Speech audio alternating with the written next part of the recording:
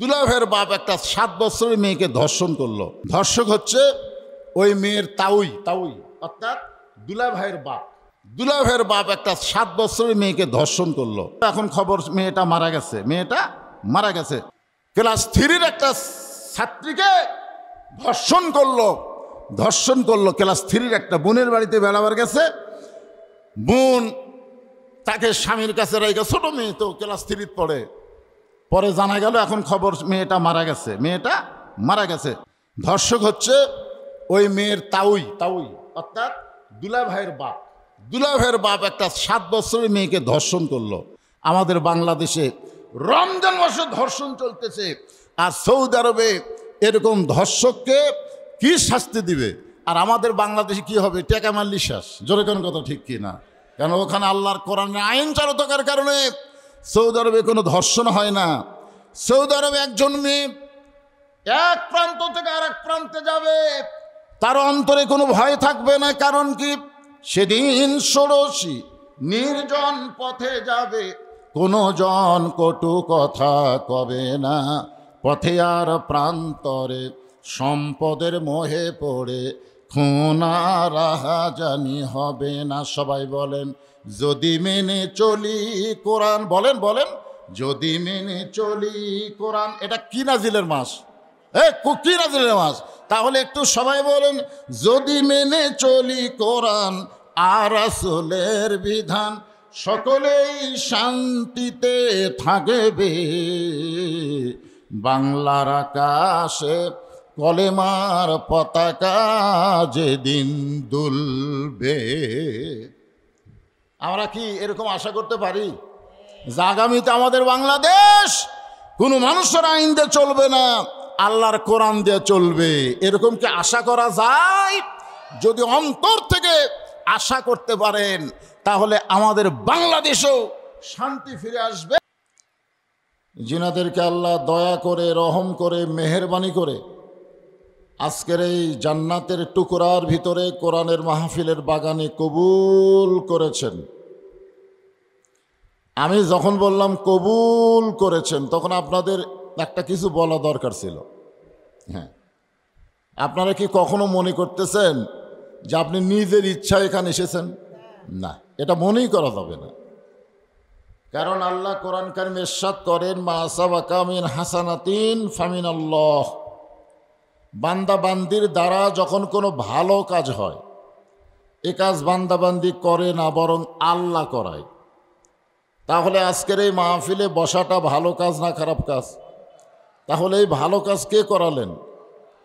তাহলে আমরা কি এখন বিশ্বাস করতে পারি যে আল্লাহ কিছুটা সময়ের উপরে আমাদের উপরে রাজি আছেন? যদি রাজি না থাকতেন, এই ভালো কাজে, ভালো জায়গায় আমাদেরকে অংশগ্রহণ করার সুযোগ দিতেন না। যে আল্লাহ দয়া করে, রহম করে আজকের এই দিনের বেলার মাহফিলে আপনাদেরকে কবুল করেছেন, আমি আমার অন্তরের অন্তঃস্থল থেকে আপনাদের সবাইকে শুভেচ্ছা জ্ঞাপন করছি। সম্মানিত মা বোনেরা, পর্দার অন্তরালে বসে যারা আলোচনা শুনতেছেন, তাদেরকেও শ্রদ্ধা জ্ঞাপন করে এই মুহূর্তে জানতে চাচ্ছি আপনারা সকলে কেমন আছেন? আলহামদুলিল্লাহ রব্বিল আলামিন। আমরা গত কয়েক বছর, ধরেন 10-15 বছর আমরা দেখেছি আমাদের বাংলাদেশে কারেন্ট সময় মতো থাকতো না, ঠিক কিনা বলেন? কিন্তু এবারে রমজান মাসে দেখতেছি কারেন্ট যাচ্ছেই না, ঠিক কিনা বলেন? গত রমজান মাসে আমরা দেখছি জিনিসপত্রের দাম এত বেশি, আমরা হিমশিম খেতাম, কিন্তু এবারে দেখতেছি আলহামদুলিল্লাহ সব জিনিসের দাম কম, ঠিক কিনা বলেন? তো মোটামুটি রমজান মাসে আমাদের ভালো থাকারই কথা। তো আমি যখন বললাম কেমন আছেন, যেভাবে বলা দরকার সেভাবে আপনারা বলেননি, মনে হয় একটু বেজার নাকি? তাহলে জবান করে বলেন আলহামদুলিল্লাহ। শারীরিক সুস্থতা এবং মানসিক প্রশান্তি যে আল্লাহ আমাদেরকে দান করেছেন। আমাদের শরীর অনেকেরই সুস্থ ছিল গত বছর, কিন্তু মনের মধ্যে অশান্তি ছিল, না জানি একটা ধরপড়ি ভাব থাকতো। থাকতো না, না জেনে কি হয়, না জানি কি হয়। আজরাইল ধরার আগে পুলিশ ধরার ভয়, এবার আর সেই ভয় আছে? তাহলে আমরা সে আল্লাহর উপরে খুশি হয়ে জবান খুলে সমস্বরে সকলে বলবো, রব্বানা লাকাল হামদ হামদান কাসীরান তাইয়িবান মুবারাকান ফীহি। আমরা প্রশংসা করলাম কার? কেন করলাম? এমনি এমনি? যে আল্লাহ আমাদেরকে রুহের জগৎ, এই দুনিয়াতে আসার আগে আমরা আর একটা জগতে ছিলাম, বিশ্বাস হয়? কিন্তু খেয়াল মনে আছে? মনে নাই, তারপরও বিশ্বাস হয়। আমরা যে মায়ের পেটে ছিলাম, এটা কি আমাদের মনে হয়? মনে হয়? মনে হয় না। মায়ের পেটে ছিলাম এ কথা আমাদের মনে আছে, কিন্তু বিশ্বাস আছে। রুহের জগতে আমরা ছিলাম, এটা আমাদের বিশ্বাস করতে হবে। কারণ সর্বসাকুল্যের জগৎ হলো তিনটা: রুহের জগৎ, দুনিয়ার জগৎ, আর আখেরাতের পরকালের জগৎ। আমরা খালি বলি ইহকাল পরকাল, ইহকাল পরকাল। ইহকাল পরকাল ছাড়াও যে আর একটা কাল ছিল, সেটার নাম কি? আলমে আরওয়াহ, রুহের জগৎ। আপনারা বলেন তো, রুহের জগতে আল্লাহ আমাদের উপরে খুশি ছিল না বেজার ছিল? কেমনে বুঝলেন?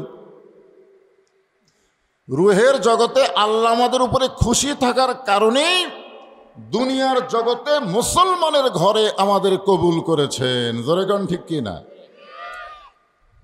কারণ এই দুনিয়াতে মানুষ পাঠানোর দায়িত্ব কার? আল্লাহ যদি আমাদেরকে হিন্দুর ঘরে পাঠাতো, মনে করেন, একটু চিন্তা করে দেখেন তো, যদি আল্লাহ আমাদেরকে ইহুদি খ্রিস্টানদের ঘরে পাঠাতো, আমাদের করার কিছু ছিল? কারণ যার ধর্ম তার কাছে এক নম্বর। হিন্দুকে বলেন তোর ধর্মকে এক নম্বর, খ্রিস্টানে এক নম্বর, ইহুদি এক নম্বর। তা এখন সবাই তো ধর্মকে এক নম্বর বললে হবে না। যে ধর্মের মালিক, ধর্মের মালিককে আল্লাহ। সে আল্লাহ কি বলেছেন? সে আল্লাহ বলেছেন, ওমাই ইয়াবতাগি গায়রাল ইসলামা দীনান ফালাই ইউকবালা মিনহু। ইসলাম ছাড়া অন্য কোনো জীবন ব্যবস্থা, অন্য কোনো ধর্ম কেউ যদি গ্রহণ করে, পছন্দ করে, আল্লাহ বলেছেন লা ইউকবালা মিনহু, সেইটা কখনোই কবুল করা হবে না। এ আয়াতের দ্বারা কি বুঝলাম? আল্লাহর কাছে মনোনীত একমাত্র পছন্দনীয় জীবন ব্যবস্থার নাম কি? সবাই জোরে বলেন, নাম কি? ইন্না দীনা ইনদাল্লাহিল ইসলাম। আর আল্লাহ জন্মসূত্রে আমাদেরকে সেই মুসলমানের ঘরে কবুল করেছেন। খুশি না বেজার? আজকে পবিত্র রমজান মাসে রোজা সম্পর্কে আলোচনা হবে। বিষয়টা হবে তাকওয়া। বিষয়টা কি? তাকওয়া। তাকওয়া অর্জনের জন্য রোজাটা হলো আল্লাহর এক নম্বর ইবাদত বান্দার জন্যে। নামাজের মাধ্যমে, হজের মাধ্যমে, জাকাতের মাধ্যমে মানুষ আল্লাহর ইবাদত করতে পারে, কিন্তু পরিপূর্ণ তাকওয়া অর্জন হয় না। যার কারণে আল্লাহ বলেছেন, কুতিবা আলাইকুমুস সিয়াম কামা কুতিবা আলাল লাযিনা মিন ক্বাবলিকুম লাআল্লাকুম তাত্তাকুন। আর যে আয়াতে কারিমা ওয়াজের সাবজেক্ট, সেটা হলো ইয়া আইয়ুহাল্লাযিনা আমানুত্তাকুল্লাহা হাক্কা তুকাতিহি ওয়ালা তামুতুন্না ওয়ালা তামুতুন্না। বুঝতে পারছেন? তোমরা মৃত্যুবরণ করো না ইল্লা ওয়া আনতুম মুসলিমুন, যতক্ষণ তোমরা মুসলমান না হবে। এখন আপনারা বলেন তো, হিন্দুর ঘরে জন্ম নিয়ে মুসলমান হয়ে মরা সহজ না কঠিন? একটু হিসাব নিকাশ করেন। এটা রমজান মাস, আপনারা যেরকম রোজা আছেন, বক্তাও সেরকম রোজা আছে। এই টান টুন দিয়ে রাতের ওয়াজের মতন করা যাবে না, বুঝলেন? গল্পের মতো করা লাগবে। যা বুঝবেন একটু মনোযোগ দিয়ে হোহা করবেন। তো ব্যাপারটা হলো, আপনারা বলেন তো, ইহুদির ঘরে জন্ম নিয়ে মুসলমান হয়ে মরা সহজ না কঠিন? হিন্দুর ঘরে জন্ম নিয়ে মুসলমান হয়ে মরা সহজ না কঠিন? তার মানে অন্য ধর্মে জন্ম নিয়ে মুসলমান হয়ে মরা কঠিন, তার প্রমাণ হলো নবীর চাচা আবু তালেব। নবীর সবচাইতে দরদি মহব্বতের চাচার নাম কি? আবু তালেব। দেখবেন বাংলাদেশে আবু লাহাব নামে কোনো মুসলমানের নাম নেই। কোনো মুসলমানের নাম আবু লাহাব আছে? আছে? খুঁজে দেখবেন তো আবু লাহাব কোনো মুসলমান নাম আছে? আবু জেহেল কোনো মুসলমানের নাম আছে? কিন্তু আবু তালেব আছে না নাই? তাহলে আবু তালেবও কাফের, আবু লাহাবও কাফের, আবু জেহেলও কাফের। কিন্তু ওনাদের নাম কেউ মুসলমানের মধ্যে রাখে না। আবু তালেবের নাম রাখার কারণ কি?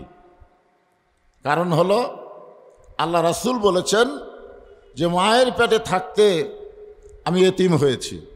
মায়ের পেটে যখন নবী 6 মাস, ওই সময় নবীর বাবা আব্দুল্লাহ দুনিয়া থেকে বিদায় নিছেন। এ কারণেই রাসূল বলেছেন মায়ের পেটে থাকতে আমি এতিম হয়েছি, কিন্তু দুনিয়াতে আসার পরে আমি এতিম ছিলাম না। সাহাবেরা বললেন, হুজুর মায়ের পেটে থাকতে আপনি এতিম হয়েছেন আর দুনিয়াতে আসার পরে আপনি এতিম ছিলেন না, এটা কেমন কথা? আল্লাহ বলেছেন আলাম ইয়াজিদিকা ইয়াতীমান ফাআওয়া, আপনাকে এতিম হিসাবে পাওয়া গেছে। জোরে কারণ ঠিক কিনা? রাসূল বললেন যে ভাগ্যগুণে এমন একটা চাচা আমি পাইছিলাম, যেই চাচা আমাকে এত দরদ দিয়ে লালন পালন করেছে, আমার যে বাবা নাই এটা আমার মনেই হয়নি। সুবহানাল্লাহ বলেন। তাহলে আবু তালেব নবীকে কত দরদ দিয়ে লালন পালন করেছে চিন্তা করে দেখেন।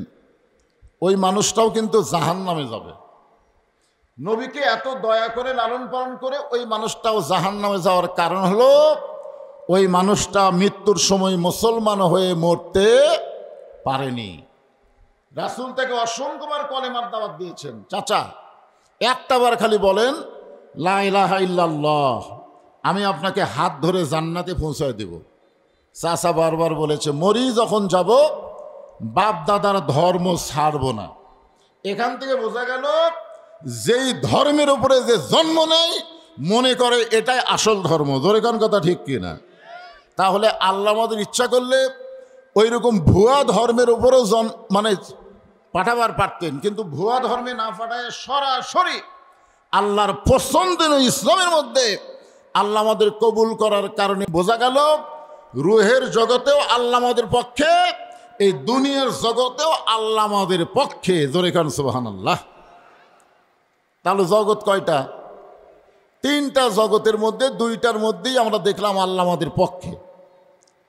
আর একটা জগৎ আমাদের সামনে আছে, সেই জগৎকে লক্ষ্য রেখে আল্লাহ বলেছেন ওই জগতে যাওয়ার আগে মুসলমান না হয়ে তোমরা যাইও না।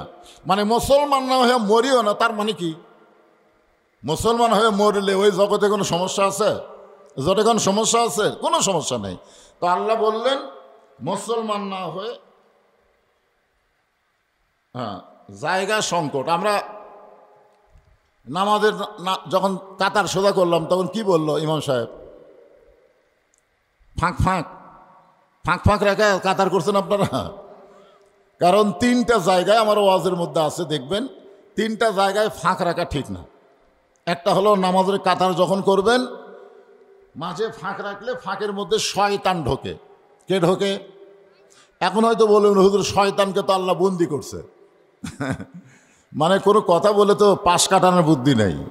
এখন বক্তার চাইতে শ্রোতারাই ভালো জানে, ঠিক না বলেন? তো বলবে হুজুর শয়তান তো এখন জাহান্নামে বন্দি আছে। শয়তান বন্দি আছে, কিন্তু শয়তানি আপনার বলেন শয়তানি কি বন্দি আছে? আপনার একটা সাইকেল চালানোর সময় পেডেল মারেন না? মারেন কি মারেন না?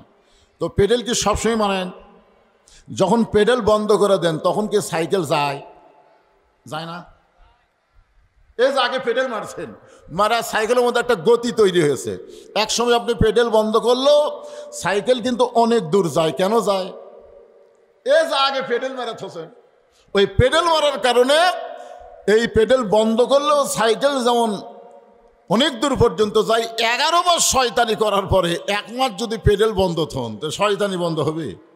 এই জন্যই শয়তান না আসলেও শয়তানি বন্ধ হয়নি। এই কারণে আমি আপনাদের বলবো যে আপনাদের মাঝে মাঝে যদি ফাঁকা থাকে অন্য ভাইদেরকে বসতে দেওয়ার জন্যে আল্লাহর হস্তে একটু জমে বসেন। ভাই রোদের দিন তো দেখতেছেন না, রোদের মধ্যে বসতে দিলে আর বসবে না, ছায়ের মধ্যে একটু বসতে চাই। আপনারা তো একটু ইচ্ছা করলে একটু চেপে বসলে অন্য ভাইরা বসতে পারে। বাংলাদেশ ইচ্ছা করলে সব পারে, পারে না? কি বলেন? 20 কোটি মানুষের বাংলাদেশ সামান্য একটা ছোট দেশ। পৃথিবীর কোনো রাষ্ট্রে এত ঘন বসতি নাই যেটা আমাদের বাংলাদেশে। এরপরেও 12 লক্ষ 13 লক্ষ রোহিঙ্গা মুসলমানকে জায়গা কিন্তু বাংলাদেশে দিছে। কি জন্যে? যে আমরা জায়গা দিয়েও আমাদের মুসলমান ভাইদের কষ্টের মধ্যে না ফেলায় জায়গা দিছে রোহিঙ্গা মুসলমানকে। তো রোহিঙ্গা মুসলমানকে জায়গা দেওয়ার অভ্যাস যদি আমাদের থাকে, যারা দাঁড়িয়ে আছে এরা কি রোহিঙ্গা? এরা তো হামাকিরি ভাই। এই জন্যে ওদের বসতে দেওয়ার জন্য একটু জমে বসেন আর জিকির করেন, লা ইলাহা ইল্লাল্লাহ, লা ইলাহা ইল্লাল্লাহ, লা ইলাহা ইল্লাল্লাহ, লা ইলাহা ইল্লাল্লাহ, লা ইলাহা ইল্লাল্লাহ, লা ইলাহা ইল্লাল্লাহ, মুহাম্মাদুর রাসূলুল্লাহ সাল্লাল্লাহু আলাইহি ওয়াসাল্লাম। তাহলে আমি কি বলতেছি? যে আমাদের দুইটা জগৎ, রুহের জগতে আল্লাহ আমাদের পক্ষে ছিল। বিশ্বাস করেন না আপনারা? বিশ্বাস করার কারণ হচ্ছে দুনিয়ার জগতে আল্লাহর পছন্দনীয় জীবন ব্যবস্থা ইসলামের মধ্যে আল্লাহ আমাদের কবুল করেছে। এটাই হলো রুহের জগতে আল্লাহ আমাদের পক্ষে ছিল, তারা প্রমাণ। আর দুনিয়ার জগতে যে আল্লাহ আমাদের পক্ষে আছে এটার প্রমাণ হলো কোরআন দিয়ে দুটো আয়াত পড়ে আপনাদের বুঝাই দিলাম। একমাত্র ইসলামই যদি আল্লাহর পছন্দনীয় হয়, সেই পছন্দের মধ্যে আমরা মুসলমান। জোরে কোন কথা ঠিক কিনা? তাহলে দুই জগতে আল্লাহ আমাদের পক্ষে, সামনে আর একটা জগৎ, সে জগতেও আমরা যেন বিপদে না পড়ি, এ কারণে আল্লাহ আমাদের বলে দিলেন, ইয়া আইয়ুহাল্লাযীনা আমানু, যারা আমাকে বিশ্বাস স্থাপন করেছো। আমরা যারা এখানে বসে আছি, আল্লাহর উপর আমাদের পূর্ণ বিশ্বাস আছে না নাই? পূর্ণ বিশ্বাস রাখা খালি মুখে মুখে বললে হবে না তো। পূর্ণ বিশ্বাস, পূর্ণ বিশ্বাস খালি মুখে বললে হবে? আল্লাহ রাসূল বলেছেন, ইকরার বিল লিসান, তাসদিক বিল জানান, আমল বিল আরকান। মুখে বলতে হবে লা ইলাহা ইল্লাল্লাহ, মুখে বলেন লা ইলাহা ইল্লাল্লাহ, মুখে বললাম তো সবাই। এরপরে তাসদিক বিল জানান, এই বিশ্বাসটা কলিজার মধ্যে এমনভাবে রাখতে হবে, প্রয়োজন হলে জীবন যাবে কিন্তু ঈমান যাবে না। জোরে কোন ঠিক কিনা? প্রয়োজন হলে জীবন যাবে কিন্তু ঈমান। আপনারা বলেন তো, মুসলমানের কাছে জীবনের গুরুত্ব বেশি না ঈমানের গুরুত্ব বেশি? অনেক মুসলমান কিন্তু খুব কষ্ট করে জীবনের উপরে পাথর দিয়ে এই পবিত্র রমজান মাসে রোজা করতেছে। জোরে কোন কথা ঠিক কিনা? আপনার বলেন তো, এই যে না খায় আপনারা আছেন, পানাহার বন্ধ করে আপনারা আছেন, এটা কি আপনারা শান্তি পাচ্ছেন না? একটু কষ্ট হচ্ছে। এই কষ্টটা কেন ভোগ করতেছেন? কি জন্যে? কারণ আমরা আমাদের দেহকে, আমাদের জীবনকে ঈমানের চাইতে বেশি পছন্দ করি না, বরং প্রয়োজন হলে ঈমানকে রক্ষা করার জন্য মরে যাব, জীবন দেব, তাতেও আমরা পিছপা হব না। জোরে কোন কথা ঠিক কিনা? এর নাম হলো তাসদিক বিল জেনান। এই তাসদিক বিল জেনানের ব্যাখ্যা করতে গিয়ে একটা মানুষের নাম বলি। নামটা হলো মীর কাসেম আলী। নামটা কি? মীর কাসেম আলী। ওনাকে একজন বলতেছে, স্যার রাত 12টায় আপনার ফাঁসি হবে, রাত 12টায় আপনার কি হবে? ফাঁসি হবে। তো মীর কাসেম আলী বলতেছে, এখন কটা বাজে? বলে এখন বাজে রাত 9টা, 9:30। তখন বলতেছে, আলহামদুলিল্লাহ, এখনো 2.5 ঘন্টা আছে। আপনার চিন্তা করে দেখেন, ওই লোকটার কাছে জীবনের দাম না, ঈমানের দাম। যেরকম কিসের দাম? 2.5 ঘন্টা পরে যার ফাঁসি হবে, সে মুচকে হাসিতে বলতেছে আলহামদুলিল্লাহ। উকিল বলতেছে, স্যার 2.5 ঘন্টা পর আপনার ফাঁসি হবে, আপনি ফাঁসির চিন্তা না করে আল্লাহর শুকরিয়া আদায় করতেছেন। তো মীর কাসেম আলী বলতেছেন, উকিল সাহেব 2.5 ঘন্টার সময় এখনো যখন আছে, তাহলে খামাখা বসে থাকা লাভ কি? আমি 2 ঘন্টা ঘুম পাড়ি। কয় ঘন্টা? 2 ঘন্টা ঘুম পাড়ি। যদি সে এত না পাই, তাহলে তুমি একটু আমাকে ডাক দিও। উকিল চিন্তা করে, যে লোকটার 2.5 ঘন্টা পর ফাঁসি হবে, আর সেই 2 ঘন্টা সেই মানুষটা 2 ঘন্টা ঘুম পাড়বে, যদি চেতন না পায় ডাক দেওয়া লাগবে, এইটা একটা কেমন কথা? এটাই হচ্ছে তাসদিক বিল জানান। কলিজার মধ্যে যার পরিপূর্ণ ঈমান, তার দুনিয়াও যেমন আখেরাতও তেমন, সব কিছু আল্লাহ যেখানে রাজি সেখানেই সে খুশি। জোরে কান সুবহানাল্লাহ। উকিল মনে করতেছে যে ফাঁসির চিন্তায় লোকটা হয়তো একটু মতিভ্রম হয়েছে, চলে গেছে উকিল। 2 ঘন্টা পর এসে দেখে আল্লাহর বান্দা নাক ডাকে ঘুম পাড়তিছে, এরকম নাক ডাকে ঘুম পাড়তিছে। উকিল কয় মাত্র 8 ঘন্টা পর যার ফাঁসি হবে সে নাক ডাকে ঘুম পাড়ে। পায়ের আঙ্গুলে চাপ দিছে। স্যার যখন চেতন পাইছে বলে, স্যার ফাঁসির সময় কি হয়েছে? কয় না, এখনো 8 ঘন্টা দেরি আছে। বলে আলহামদুলিল্লাহ, 8 ঘন্টা এখনো ফাঁসির দেরি আছে। সে কোনো দুঃখ প্রকাশ না করে বললেন আলহামদুলিল্লাহ। ওযু করে 2 রাকাত নামাজ পড়ে কোরআনের সূরা মুলক মুজাম্মিল তেলাওয়াত করে, সুন্দর জেলখানার মধ্যে সবচাইতে সুন্দর যে কাপড়টা, ওই কাপড় নিজেই পরিধান করে মাথার চুল হাসরায় বলতেছে, উকিল এখন আমাকে কেমন লাগতেছে? উকিল কান্দের বলে, স্যার আপনার ফাঁসি হবে। মীর কাসিম আলী বলে, উকিল আমার ফাঁসি হবে, আপনি কেন কাঁদতেছেন? আপনি জানেন না 2 ঘন্টা ঘুমের মধ্যে আল্লাহ পাক তাসদিক বিল জিনানের কারণে আমারে জানায় দিছে ফাঁসির মাধ্যমে আল্লাহর 8টা জান্নাত আমাকে বরণ করার অপেক্ষায় আছে। ওয়ালা তাকুলু লিমান ইউকতালু ফি সাবিলিল্লাহি আমওয়াতুন বাল আহইয়াউ ওয়ালাকিন লা তাশউরুন। আপনারা বিশ্বাস করেন যারা মুসলমান হবে, প্রকৃত মুসলমান হবে, তাদের ঈমানটা যখন কলিজার মধ্যে জায়গা নেবে, ওই মানুষের কাছে জীবনের চাইতে ঈমানের গুরুত্ব অনেক বেশি হবে। এখন আমার সামনে আপনারা যারা রোজা অবস্থায় আছেন, একটু রোজার মুখে বলেন তো, আপনাদের কাছে জীবনের দাম বেশি না ঈমানের দাম বেশি? হ্যাঁ, একটু স্পষ্ট করে বলেন। কারণ বাংলাদেশের সামনে ঈমানের পরীক্ষা আসতেছে। ঈমানের পরীক্ষা আপনারা কি এটা জানেন যে রমজান মাসের 17ই রমজান কিন্তু বদরের যুদ্ধ হয়েছে? জোরে কোন কথা ঠিক কি না? এই রমজান মাস অনেক কারণে রমজান গুরুত্বপূর্ণ মাস আমাদের কাছে। কোরআন নাজিল হয়েছে এই রমজান মাসে। রমজান মাসের একটা রাত্রে আল্লাহ কোরআন নাজিল করার কারণে রাতের দাম কত হয়েছে? আলফি শাহরিন, 1000 মাসের চাইতেও বেশি। চিন্তা করে দেখেন, আবার এই রমজান মাসের 17ই রমজান বদরের যুদ্ধ হয়েছে। বদরের যুদ্ধের দিনে আল্লাহ রাসূল কি বলেছে? রমজান মাস এখন যুদ্ধ কেমন লাগে? সাহাবেরা কি বলেছেন? এই রোজা থেকে যুদ্ধ করা যাবে না। রাসূল বললেন প্রয়োজন হলে রোজা ভাঙ্গে তারপরও বাতিলের বিরুদ্ধে মুসলমানদেরকে অস্ত্র ধারণ করা লাগবে, বাতিলের বিরুদ্ধে মুসলমানকে দাঁড়াতে হবে। একথা আল্লাহ কোরআনেও বলেছেন, ইয়া আইয়ুহান নাবিয়্যু হারজিল মুমিনিনা আলাল কিতাল। জোরে কান সুবহানাল্লাহ। তাহলে একটু রমজান রোজা থাকা অবস্থায় আপনার একটু রমজান এই রোজা অবস্থায় একটু সুন্দর করে বলেন তো, আমাদের কাছে জীবনের দাম বেশি না ঈমানের দাম বেশি? মাশাআল্লাহ। আমি আপনি যতই চেষ্টা করেও জীবন বাঁচানো যাবে না। যত চেষ্টা করি, যত ডাক্তার ধরি আর যতই যা করি, জীবন বাঁচানো যাবে না। যাবে না। হয়তো 2-4 দিন বেশি বাঁচবেন আর কি। মানে আমাদের ধারণা যে চিকিৎসা না নিলে হয়তো আগেই মরতো, এই চিকিৎসা নেওয়ার কারণে কেউ পরে মরল। অথচ আমরা যখন কোরআনকে পড়ি তখন দেখি আল্লাযী খালাকাল মাউতা ওয়াল হায়াতা লিয়াবলুয়াকুম আইয়ুকুম আহসানু আমালান ওয়া হুয়াল আজিজুল গফুর।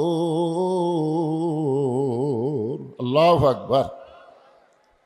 তবে আমরা একটু চেষ্টা করলে আমাদের ঈমানকে বাঁচানো যাবে। তাহলে আমরা কি বাঁচাবো? যেটা বাঁচান যাবে না সেটার উপর চেষ্টা করব, না যেটা বাঁচান যাবে তার উপরে চেষ্টা করব? তাহলে কি বাঁচান যাবে, জীবন না ঈমান? জোরে বলেন, জীবন না ঈমান? তো তাহলে যেটা বাঁচান যাবে সেটার পিছনে আমরা সময় না দিয়া যেটা বাঁচান যাবে না তার উপরে এত সময় দিলেন। আরে তাসদিক বিল জেনানের পরে বলা হচ্ছে আমল বিল আরকান, ইমান অনুযায়ী আমল করা লাগবে। আমাদের ইমান আছে বলেই আমরা রোজা আছি। জোরে কোন কথা ঠিক কি না? ইমান না থাকলে আমরা থাকতাম না। আল্লাহ বললেন তোমাদের আগেও রোজা ফরজ ছিল, তোমাদের জন্য রোজা ফরজ করে দেওয়া হলো। রোজা রাখার কারণে যেই রেজাল্ট আসবে সেই রেজাল্টটা হলো লাআল্লাকুম তাত্তাকুন, আশা করা যায় তোমরা মুত্তাকি হবে। সুবহানাল্লাহ।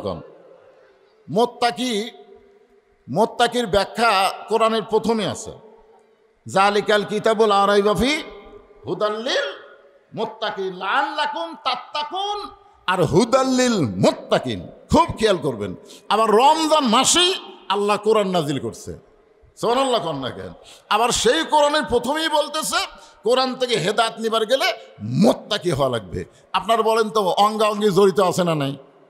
আপনারা খেয়াল করে দেখছেন কোরআনের প্রথমে আল্লাহ কেন বললেন যে হুদাল্লিল মুত্তাকিন? এখানে তো আল্লাহ বলতে পারতেন হুদাল্লিল নাস, কিন্তু হুদাল্লিল নাস না বলে হুদাল্লিল মুত্তাকিন বলার পিছনে কারণ আছে। কারণ এই যে আপনারা কোরআনের ওয়াজ শুনতেছেন, আপনারা শুনতেছেন না? শুনতেছেন কিনা? মনে কষ্ট নেবেন না। আপনাদের চাইতেও বহু গুণ ভক্তি নিয়ে কোরআন শরীফ শ্রবণ করছে আবু জেহেল। আপনারা তো এদিক সেদিক তাকাতাকি করতেছেন, কিন্তু ও কোনো দিকে তাকাতাকি করেনি। আপনারা বসার চান্সে আছেন, আর আবু জেহেল বসারও জায়গা পায়নি। নবী যখন কোরআন তেলাওয়াত করছে রাতের বেলায়, দাঁড়িয়ে দাঁড়িয়ে সারা রাত নবীর কোরআন তেলাওয়াত শুনেছে। এত গুরুত্ব দিয়ে শুনেছে যে রাত কোন দিক দিয়ে গেল এটাও খেয়াল করেনি। সকালবেলা মিটিংয়ের মধ্যে গিয়ে বলতেছে এত সুন্দর কোরআনের বাণী, রাতটা কোন দিক দিয়ে গেল আমি বুঝবারই পারিনি। আপনারা বলেন তো রাত কোন দিক দিয়ে গেল বোঝা যায় না, তাহলে গুরুত্ব কম না বেশি? কথা কন না কেন? গুরুত্ব কম না বেশি? দেখছেন দাঁড়িয়ে থেকে শুনিছে রাত কোন দিক দিয়ে গেল বোঝাই গেল না। তার মানে কি বোঝা যাচ্ছে? হুদাল্লিল মুত্তাকিন এখানে খেয়াল করা লাগবে। আবু জেহেল কিন্তু কোরআন শরীফ শ্রবণ করেছে, কিন্তু কোরআন থেকে হেদায়েত পায়নি। কোরআন থেকে কি পায়নি? হেদায়েত পায়নি। কিন্তু আবু বকর রাদিয়াল্লাহু তাআলা আনহু কোরআন শরীফ শুনেছে এবং কোরআন থেকে হেদায়েত নিছে। জোরে কোন কথা ঠিক কিনা? এখানে খেয়াল করা লাগবে মুত্তাকি কারা আর মুত্তাকি ছাড়া। মিটিংয়ের মধ্যে যখন আবু জেহেল, খুব খেয়াল করবেন, মিটিংয়ের মধ্যে যখন আবু জেহেল বলতেছেন এত সুন্দর কোরআনের বাণী, রাতটা কোন দিক দিয়ে গেল বুঝবারই পারিনি, তখন আবু সুফিয়ান বলেন নেতা, যে কোরআন শুনতে রাত কোন দিক দিয়ে যায় বোঝা যায় না, সেই কোরআন গ্রহণ করলে অসুবিধা কি? মানে শুনতেই যদি এত ভালো লাগে সেইটা ধরলে অসুবিধা কি? আপনারা বলেন যারা আজকে ওয়াজ শুনতেছেন খালি শোনার জন্যে, খালি কোরআন শোনার জন্যে, ওয়াজ শোনার জন্যে, সামিয়ে না অতাআনা, শুনতে হবে এইটাকে গ্রহণ করার জন্যে, মেনে নেওয়ার জন্যে। তো এখন এইটাই প্রশ্ন করতেছে আবু সুফিয়ান যে শুনতেই রাত কোন দিকটা যায় বোঝা যায় না, তাহলে সেটা ধরলে অসুবিধা কি? আজ বাংলাদেশে অনেকেই কোরআন শুনবার চায়, কোরআনের ওয়াজ করলে কোনো সমস্যা নাই, কিন্তু কোরআনের রাজনীতি, কোরআনের আইনটা যখন কথা বলতে চায় তখন অনেকেরই কলিজার মধ্যে চুলকায়। জোরে কোন কথা ঠিক কি না? কারণ কি? কারণ হলো আল্লাহর কোরআনকে যারা গ্রহণ করবে তারা একদল, আর কোরআন শোনার আর এক দল। তো এখানে মুত্তাকি, এই যে হুদাল্লিল মুত্তাকি বলা হয়েছে, মুত্তাকিন এখানে ব্যাখ্যার মধ্যে দেখবেন এই মুত্তাকির আবার বৈশিষ্ট্য আছে। এই এখানেই আল্লাহ বলেছেন বৈশিষ্ট্যের মধ্যে এক নম্বর হলো আল্লাযীনা ইউমিনুনা বিল গায়ব, অদৃশ্যের প্রতি বিশ্বাস স্থাপন করা লাগবে। আপনারা বলেন তো রমজান মাসে যারা রোজা রাখতেছে অদৃশ্যের প্রতি তাদের বিশ্বাস আছে না নাই? যেরকম আছে না নাই? আসরের নামাজ পড়ে জমি ধান দেখ পারাচ্ছে, ধান দেখ পারা এসে দেখে উপর জমির পানি চলমল করতেছে, আর নিচে জমির এক ফোঁটাও পানি নেই। যে জমির পানি নাই ওটা হলো ওই নামাজি। দেখে আমার জমির পানি নাই, উপরে এত পানি। এখন পানি কাটা দিবে, কাটা দেওয়ার আগে চারিদিকে দেখতেছে, এরকম করে চারিদিকে দেখতেছে, দেখে কেউ নাই। আস্তে করে বসা বিসমিল্লাহ কয়ে পানি কাটছে। কি কয়ে কাটছে? বাংলাদেশে এমন কিছু দলের লোক আছে এরা বিসমিল্লাহ কয়ে কাম সারে। জোরে কোন কথা ঠিক কি রে? এই বিসমিল্লাহ কয়ে জমির আল কাটছে। আল কাটা ওই পানি দিয়ে হাত ধোছে, ধুয়া আবার উপর দাঁড়ায় চারিদিকে তাকায় বলতেছে আলহামদুলিল্লাহ কেউ দেখেনি। লোকটা কিন্তু আসরের নামাজ পড়েছে। ওই লোকটাই রমজান মাসে সামান্য উজু করতে সামান্য পানি গলার মধ্যে গেছে কিনা, ওই লোকটাই যাই জমির আল কাটলো, ওই লোকটাই রোজা আছে। সামান্য কুলি করতে গিয়ে সামান্য পানি ভিতরে গেছে কিনা ও খালি ওয়াক ওয়াক ওয়াক ওয়াক করতেছে। কে রে ভাই কি হয়েছে? বলে হুজুর মনে হচ্ছে সামান্য পানি হয়তো। তাহলে ওর গলার মধ্যে পানি ঢুকছে, এটা কে দেখছে? এ কথা কর না কেন, কে দেখছে? তাহলে যখন জমির ধান কাটলো তখন এই আল্লাহ কুটি রাখছে না? জমির যখন আল কাটলো পানি দেওয়ার জন্য তখন কোন দিকে তাকাছে? আপনার এখন তো তখন কোন দিকে তাকাছে? এই চারিদিকে তাকাছে। আর যখন রোজা অবস্থায় সামান্য পানি গলার মধ্যে গেছে তখন ওয়াক ওয়াক করতেছে, ওই জায়গা কে দেখলো? তাহলে আপনার বুঝতে পারেন নাই, আল কাটার সময় আল্লাহ কুটি ছিল, আর রোজার সময় আল্লাহ গলার মধ্যে পানি ঢুকলো সেটা আল্লাহ দেখতে পেল। তার মানে বোঝা গেল মানুষ নামাজ পড়ে, নামাজের দ্বারা মানুষ মুত্তাকি পুরোপুরি হতে পারে না। মানুষ হজ করে, হজের দ্বারা মানুষ পুরোপুরি মুত্তাকি হবার পারে না। মানুষ জাকাত দেয়, জাকাতের দ্বারা মানুষ পুরোপুরি মুত্তাকি হবার পারে না। কিন্তু মানুষ যখন রোজা রাখে, এই রোজার দ্বারাই আশা করা যায় লাআল্লাকুম তাত্তাকুন, সে পুরোপুরি মুত্তাকি হয়ে যায়। জোরে কোন সুবহানাল্লাহ। এখন চিন্তা করেন, এ কোরআন থেকে হেদায়েত নিবার গেলে কি হওয়া লাগবে? মুত্তাকি হওয়া লাগবে। তো রমজান মাসে আমরা যারা এখানে বসে আজকে আলোচনা শুনতেছি, আমরা সবাই কি এ ব্যাপারে ওয়াদা করতে পারি যে আল্লাহর কোরআন থেকে হেদায়েত নিতে গেলে কোরআনকে শুধু শুনলে হবে না, বাস্তবে আল্লাহর কোরআনকে গ্রহণ করা লাগবে। আমরা আল্লাহর কোরআন শুধু শুনবো না, কারা কারা আল্লাহর কোরআনকে গ্রহণ করব? দুই হাত তুলে একটা আল্লাহকে দেখান তো দেখি। লিল্লাহু আকবার। হাত নামান। আল্লাহ তুমি সব দেখলা, রোজা অবস্থায় হাত তুলে তোমারে দেখাই দিল। শুধুমাত্র কোরআন তারা শুনবে না আবু জেহেলের মতন, বরং আবু বকরের মতন কোরআন শুনবে এবং কোরআনকে গ্রহণ করে নিবে। মাশাআল্লাহ। কোরআন থেকে হেদায়েত নিতে গেলে মুত্তাকি হওয়া লাগবে। আর আল্লাহ বলতেছেন আত্তাকুল্লাহ হাক্কা তুকাতিহি ওয়া লা তামুতুন্না ইল্লা ওয়া আনতুম মুসলিমুন। তোমরা ভয় করো আল্লাহর। জোরে বলেন কার? বিশ্বাস করা লাগবে, কেউ না দেখলেও আল্লাহ দেখতেছে। আমাদের দেশে এই বিশ্বাস নাই। গত পরশুদিন ফেসবুক আমি দেখলাম একটা মাপ যন্ত্র, আগে তো দাঁড়িপাল্লা ছিল, দাঁড়িপাল্লা হাইকোর্ট থেকে বাতিল করছে, বুঝলেন? দাঁড়িপাল্লা হাইকোর্টটা কি করছে? বাতিল করছে। এখন আর দাঁড়িপাল্লা নাই, এখন একটা মিটার যন্ত্র বাড়াছে। আমি দেখলাম, আপনারা দেখছেন কিনা, যে ওই যন্ত্রের এক সাইডে একটা তরমুজ দিলে ওজন হয় 7 কেজি। কয় কেজি? আবার এই সাইডে যখন দেয় তখন হয় 4 কেজি। একই যন্ত্র, একদিকে 7 কেজি একদিকে 4 কেজি। কারণ কি? ওই বিক্রি করতেছে যেদিকে 7 কেজি হয় ওই দিকে, এইদিকে দেয় না। আপনার কি বুঝতেছেন? রমজান মাস, ওই লোকটা যদি মুত্তাকি হতো তাহলে মানুষকে এইভাবে ঠকাবার পারতো না। জোরে কোন কথা ঠিক কি না? তাহলে বোঝা গেল রমজান মাস পালেও, রমজানের রোজা থাকলেও মানুষ মুত্তাকি হবার পারতেছে না, চেষ্টা করলেও পারতেছে না। আপনারা দেখছেন ফেসবুকে একটা ভিডিও দিছে যে পবিত্র মক্কায় রোজার চাঁদ ওঠার সাথে সাথেই তারা বলল আল্লাহ তাআলা দয়া করে কোরআন নাজিলের মাস আবার আমাদেরকে দান করলেন। আল্লাহ দয়া করে কোরআন নাজিলের মাস আল্লাহ আমাদেরকে দিলেন। কারণ কোরআন নাজিলের মাস, রোজার মাস পাওয়া যে একটা ভাগ্যের ব্যাপার, এটা রাসূলের দোয়ার মাধ্যমে বোঝা যায়। যেই রজবের চাঁদ উঠেছে রাসূল দোয়া পড়তেন, আল্লাহুম্মা বারিক লানা ফি রজব ওয়া শাবান ওয়া বাল্লিগনা রমাদান। রমজান পর্যন্ত রাসূলের হায়াতকে লম্বা করার দোয়া করতেন কার কাছে? জোরে বলেন কার কাছে? তাহলে রমজান মাস কত বড় দামি মাস যে রাসূল পর্যন্ত বাল্লিগনা রমাদান পর্যন্ত দোয়া করত।